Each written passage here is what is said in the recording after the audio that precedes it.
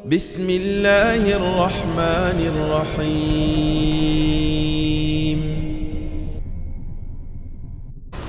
بسم الله الرحمن الرحيم. السلام عليكم ورحمة الله وبركاته.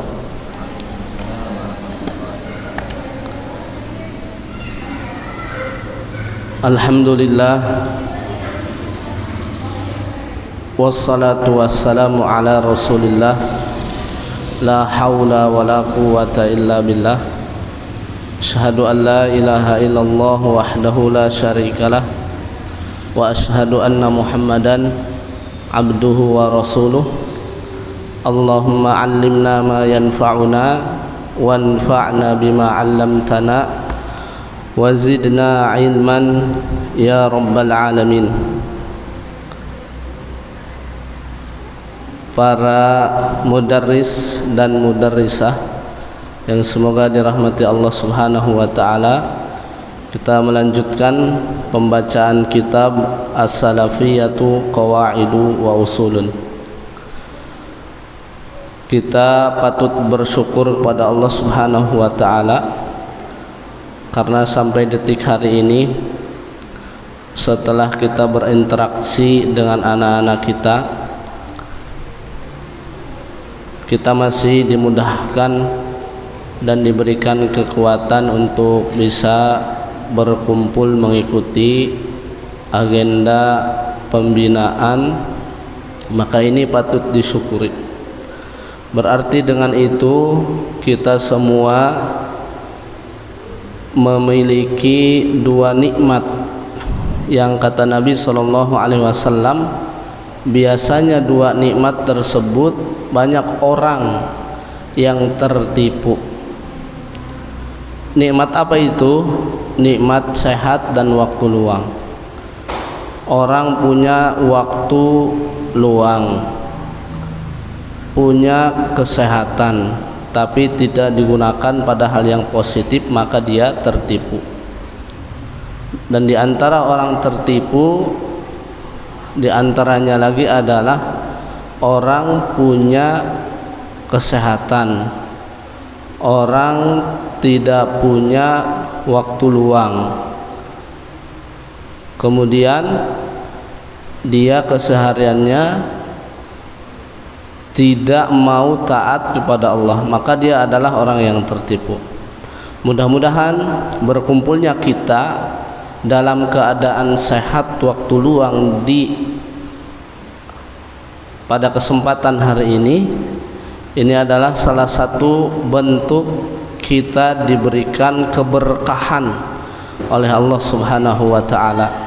Setelah kita menunaikan kewajiban, yaitu mengajari anak-anak kita, kemudian kita pindah kepada kewajiban yang lain, yaitu kita diisi kembali dengan ilmu-ilmu yang insyaallah bermanfaat. Sebagaimana kata Allah Subhanahu wa taala, fa idza faragta fansab. Jika kamu telah melakukan suatu kegiatan, suatu perkara, maka hendaklah dilanjutkan dengan kegiatan yang lain. Mudah-mudahan ini diantara sebab kita mendapatkan taufik keistiqomahan di dalam mengajar ataupun di dalam menyebarkan ilmu. Baiklah para mudarris dan mudarrisah, kita lanjutkan, yaitu halaman 33 kalau di saya, atau yang lain ya, yaitu masih tentang pembahasan al-ittiba', yaitu al-aslus tsani. Qala al-muallifu hafidhahullahu ta'ala, fattaqlidu jaizun. Maka taklid itu hukumnya boleh. Ya, taklid itu hukumnya boleh. Fi mawatina minhal jahilul mahdu, yaitu pada hal-hal, ya, pada beberapa keadaan. Minhal jahilul mahdu, ya, pada keadaan benar-benar orang kita tidak mengetahui hal tersebut, atau orang jahil yang memang benar-benar tidak mengetahui tentang perkara-perkara tersebut, ya, sama sekali tidak mengetahui ilmu, maka itu boleh bagi dia untuk taklid, ya, mengikuti pendapat seorang alim, seorang ahli ilmu dalam masalah tertentu. Itu namanya taklid, ya, mengetahui. Dalam keadaan apa? Alladzi la yafhamul maqsuda minal ayati wal hadithi, yaitu keadaannya apa? Ketika tidak tahu maksud dari ayat atau hadis, maka kita perlu taklid, yaitu mengikuti, ya, mengikuti pendapat orang alim, ya, itu adalah taklid, mengikuti apa yang dikatakan oleh orang alim yang menurut kita adalah orang tersebut orang yang bisa dipercaya keilmuannya, kita mengikutinya, itu adalah taklid, ya, itu adalah taklid. Dan kita semua memang masih dalam tahap ini, taklid, begitu. Karena kita belum bisa mengambil kesimpulan hukum dari suatu ayat atau hadis dengan tanpa bantuan yang lain, kita belum bisa. Ya, mungkin kita sekarang kita merasa, ya, kita sekarang masih di tahap ini, taklid. Terus kumaha cek guru beh, begitu. Ya. Tapi di sisi lain kita juga muttabi, yaitu apa? Mengikuti pendapat orang lain dan mengetahui dalilnya. Begitu. Ya. Jadi mudah-mudahan kita ini yang lain itu. Yang kedua mudah-mudahan, tapi hakikatnya tetap kita adalah muqallid. Begitu, ya. Kita ini adalah muqallid, orang yang mengikuti orang alim dalam masalah agama. Kita kan belum paham arti dari ayat yang dalam Al-Qur'an misalkan. Ya, kita baru paham lewat terjemah gitu kan. Atau itu seperti tafsir maknawi kan begitu. Ya. Makanya kita sendiri langsung mengambil kesimpulan hukum dari suatu ayat kita belum bisa. Ya, belum bisa. Kita hanya, kalaupun kita bisa, itu kan mengikuti siapa? Mengikuti pendapat ulama yang menjelaskan hadis atau Al-Quran. Seperti ada sekarang tafsir As-Sa'di, berarti kita mengikuti beliau gitu. Sama, kita hanya sekedar membaca, kemudian difahami, kemudian disampaikan. Tetap kita mengikuti pendapat Syekh Fulan atau alim Kiai Haji siapa, begitu. Jadi tetap hakikatnya kita itu masih tahap ini. Tapi tapi bukan hal yang mustahil kita bisa menjadi seorang mujtahid kalau terpenuhi syarat-syarat yang sudah disebutkan pada pertemuan yang lalu. Ya, minimalnya tentang Al-Qur'an berarti usulnya, usul mustalahnya dan seterusnya. Nasikh wa mansukhunya, semua alat mengenai tentang hal yang tadi yang bisa perangkat-perangkatnya untuk mengantarkan kita bisa ijtihad, kita pelajari. Ya. Begitu. Jadi itu, ya. Kadzalikal masailul lati laisat fiha nassun. Begitu juga, ya, di antara begitu juga masalah-masalah atau perkara-perkara yang pada perkara tersebut tidak ada nas. Tidak ada nas, tidak ada teks minal kitabi dari Al-Quran, awis sunnati dari as-sunnah yaitu hadis Nabi SAW, sahihun yang sahih, yang benar, sharihun yang jelas gamblang penunjukannya, yadullu alal makna biwuduhin yang menunjukkan kepada makna, suatu makna dengan jelas. Begitu. Jadi kalau ada suatu perkara tersebut tidak diterangkan bahwa ada dalil dari Al-Quran atau dari hadis yang secara tekstual dengan gamblang dan dengan jelas menyebutkan hukum suatu perkara tersebut, kalau tidak ada, maka kita boleh taklid. Ya, contohnya apa? Yang tidak disebutkan dalam teks, kemudian dari hadis Nabi atau dari Al-Quran, ini sangat banyak ya. Di antaranya mungkin masalah-masalah tersebut adalah seperti hukum rokok misalkan ya. Hukum rokok kan tak ada dalil yang menyebutkan bahwa rokok itu seperti ini tidak ada ya, begitu. Kita kan nggak tahu nih, kita nggak tahu hukum rokok teh kumaha, maka kita mengikuti pendapat ulama yang sudah tahu atau membahas tentang hukum rokok ini, yaitu dengan analogi, dengan kias begitu ya, dengan kias begitu. Hukumnya apa? Rokok haram ya, jelas ya. Jangankan dengan dalil agama, dengan logika aja jelas rokok membunuhmu, kan gitu, begitu ya. Apalagi tadi, maka ini tidak ada. Terus tahu haram dari mana? Yaitu dari penjelasan para ulama, menganalogikan yang sama, kemudian hukumnya sama, kemudian ada tasyabuh ya.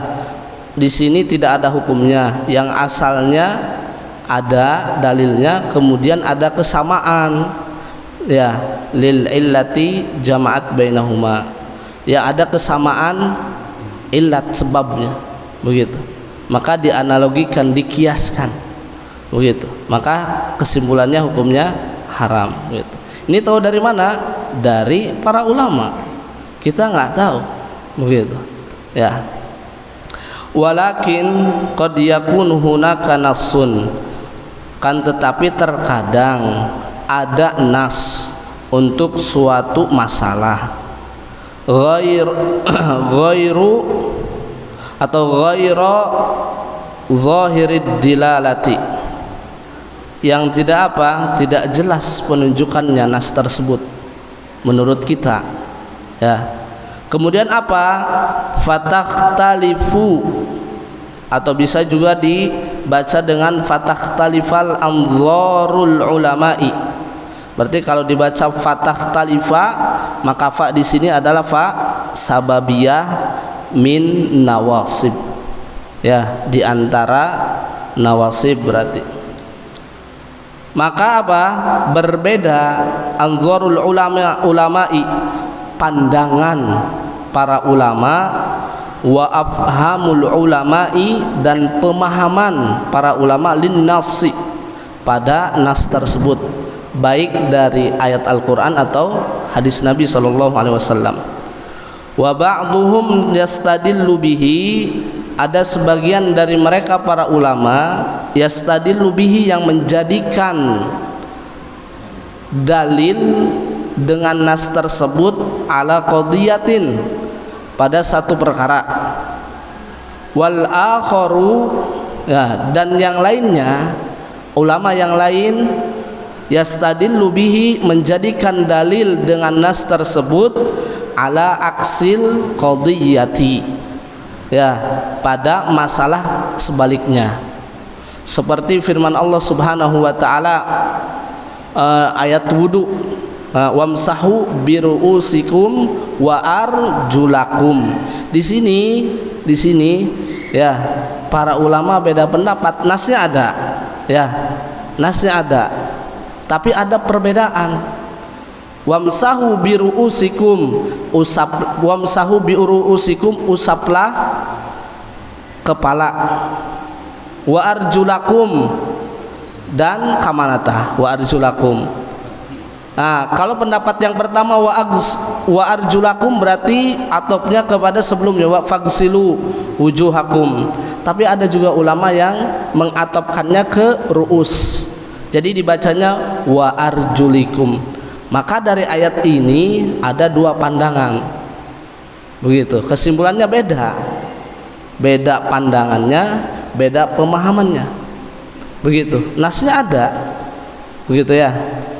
Atau aula mastumun nisaa, menyentuh wanita, ada dua ternyata ya. La masa yulamisu, ada sebagian ini mutaaddi bimakna jama'a yujami'u ya, hubungan suami istri.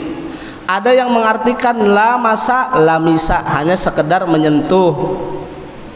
Jadi kalau menyentuh berarti batal, ini yang kita ketahui ya dari kata lamasa bimakna lamisa. Jadi ya begitu, nyentuh perempuan batal wuduna gitu cenah. Ya, ada lagi nyentuh mata batal karena lamasa diartikan dengan apa? Jamaah. Jadi lamasa di sini diartikan dengan apa? Lamasa di sini yaitu sentuhan-sentuhan yang sebagai muqaddimah menghantarkan kepada hubungan suami istri. Begitu ya. Jadi ini ayatnya jelas, nasnya jelas, tapi apa? Beda pemahaman, beda apa? Beda pandangan. Akhirnya kesimpulan hukumnya apa? Berbeda. Jadi gitu ya. Jadi itu diantara perkara-perkara ai ma kuduna A ai kalah B ayat ieu teh dan seterusnya. Nah, maka ini hal yang wajar. Ya, hal yang wajar karena apa? Karena masalah ikhtilaf itu ada yang kudu diingkari salah satunya, berarti yang salahnya, dan ada juga yang harus dimaklumi. Begitu. Ya, kalau ikhtilafnya ada dalilnya, jelas dalilnya, maka yang menyelisihi tidak boleh dimaklumi, harus ikut kepada yang benar. Tapi kalau ikhtilafnya tidak ada dalil, maka ini boleh la inkara fil khilaf fil masailil ijtihad. Begitu. Ya. Jadi ini yang harus kita pahami. Ada masalah ikhtilaf yang tidak bisa ditolerir, ya. Dan ada yang harus dianggap biasa. Famithlu hadhil masaili aidon, maka masalah-masalah yang semisal ini juga takunu bisa ada min masailil ijtihadi, dari perkara-perkara ijtihad. Kalau ijtihad berarti ini nih pengertiannya, wahiyallati fiha nasun, yaitu perkara yang padanya ada nasun, ada teks Al-Quran atau hadis, ghairu wadhihid dilalati, yang tidak jelas penunjukannya, au ghairu sharihid dilalati, yang tidak gamblang menjelaskan suatu perkara dalam penunjukannya. Fatakunu maka menjadi aidon dia juga ya. Fatakunu aidon maka ada juga min masailil ijtihad, dia termasuk masalah-masalah ijtihad. Begitu.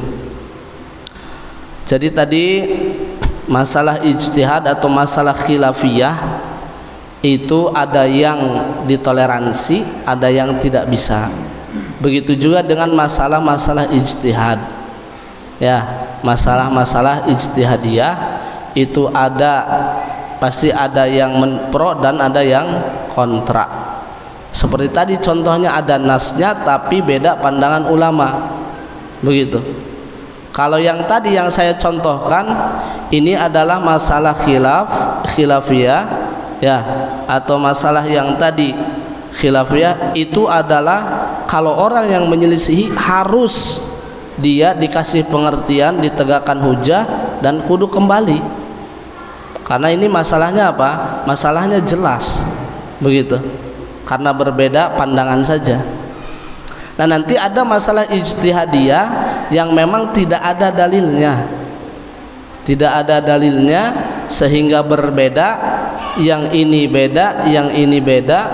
Yang benar ya tetap tidak boleh menyalahkan yang lain, begitu.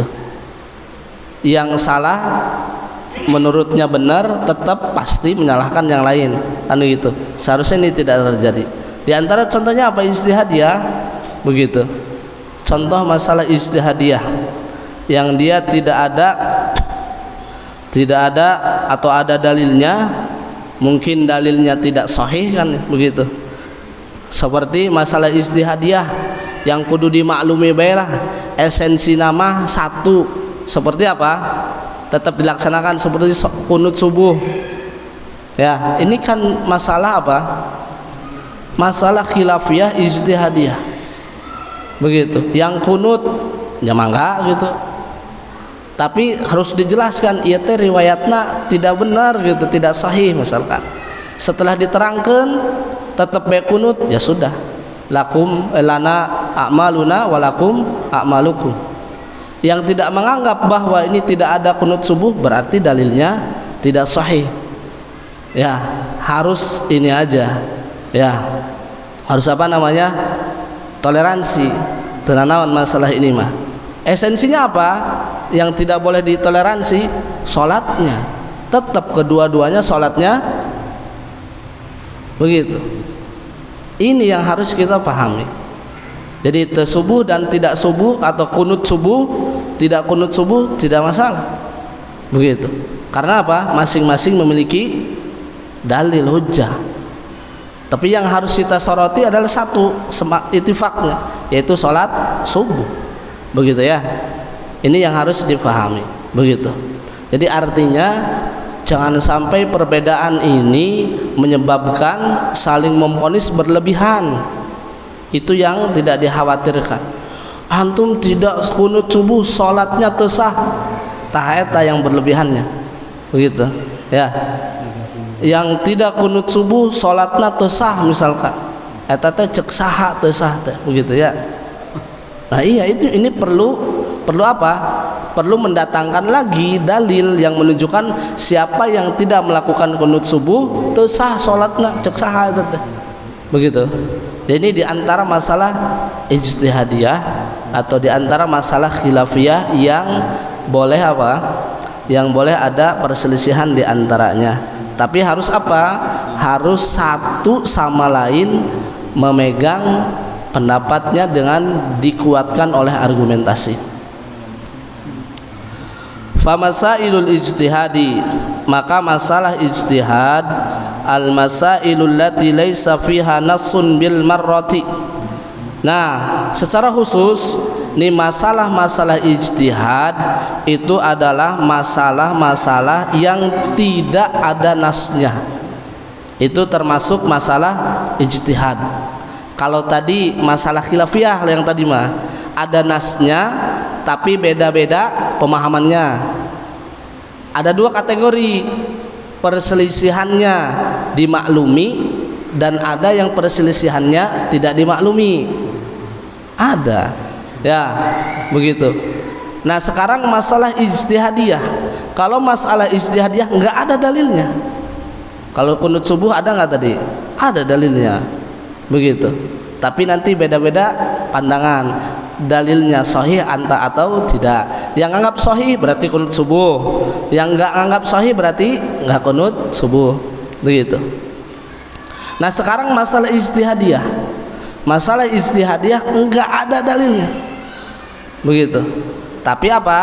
Wa yakunu mustanadul ulama fiha. Tapi yang menjadi sandaran para ulama pada masalah ijtihad itu apa? An yaqisu mas'alatan, yaitu menganalogikan, mengkiaskan mas'alatan suatu masalah ghairu mansusatin, yang tidak ada nasnya. Mansusah itu dari nas, ala wazni maf'ul. Ghairu mansusatin, yang tidak ada nas padanya. Dikiaskan kepada apa? Ala mansusatin, kepada perkara yang ada nasnya. Disebabkan apa? Litasyabuhi bainahuma, karena ada kemiripan di antara keduanya. Contoh seperti tadi masalah rokok. Nah, rokok kenapa dihukumi haram? Kenapa? Karena ada apa? Karena ada doror. Sekarang kita cari sebagaimana penjelasan para ulama, ada enggak dalil yang menunjukkan terhadap sesuatu yang membahayakan itu hukumnya haram? Begitu. Kan begitu. Nah, kalau ada berarti ini bisa dikiaskan karena ada apa? Tasyabuh bainahuma li'illatin jami'atin bainahuma. Karena ada sebab. Di sini teksnya jelas perkara ini membahayakan, dan ini juga tidak ada dalilnya tapi ada kesamaan apa? Membahayakan, maka ini bisa dikompromikan, dianalogikan, ya begitu. Ini yang mudah aja dulu. Kan rokok mah teu aya dalilna, siapa nu ngarokok man syaribad dukhon gitu, kan teu aya nasna, begitu. Atau masalah kopi, misalkan kopi teh halal teh haram, miksu teh bahasana bacana kumaha? Miksu, nah, ya halal teh haram gitu. Ya halal teh haram, kan teu aya dalilna ieu teh. Maka apa? Dikiaskan dulu, diuji dulu, kan gitu. Oh ternyata selamat nggak ada nih, nggak ada zat yang dituduhkan, maka sudah. Al aslu fil asya ibahah, berarti hukum asal dalam masalah perkara hal-hal yang seperti tadi apa? Makanan ibahah, boleh, begitu ya. Jadi dianalogikan, dikiaskan. Ada nas yang sudah ada perkara yang sudah ada dalilnya, kemudian datang ada perkara yang nggak ada dalilnya, dikiaskan, cocok, oh berarti benar. Narkoba teu aya dalilnya apa? Kullu muskirin haramun eta, atau kepada khamar, ya dikiaskan betul kepada khamar. Apa? Ya, apa itu? Narkoba dengan khamar sama-sama menghilangkan akal kesadaran. Ya, kalau khamar mah ada dalilnya, jelas kan. Kalau narkoba ada nggak dalilnya? Nggak ada, dikiaskan. Ini kerjaannya siapa? Para ulama. Orang mah tuh bisa, orang saya juga menyadari ya, nu nyarios di dia sama, cuman ngomong nabae begitu. Ya, nakilul kalam bae gitu. Cuman sekedar apa? Paste bae mah paste. Kopi paste bae. Sama orang ngecan apal kumaha carana mah. Ya, makanya orang kudu sami-sami diajar deui lah. Terutama bahasa Arab.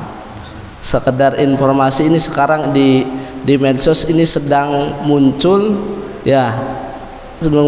Sedang mencari kesalahan para ustadz dari baca kitab bahasa Arab.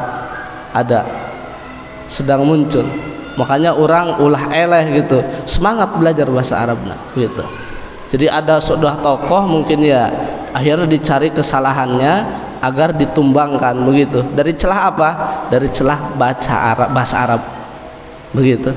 Terus ari meureun diskusi mah ngarasa susah meureunnya dikalahkannya, akhirnya celahnya apa? Cari kesalahan dari baca kitab.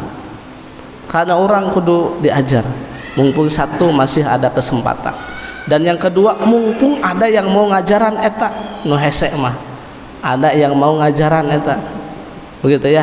Orang sama-sama ya, kita juga sama sedang belajar.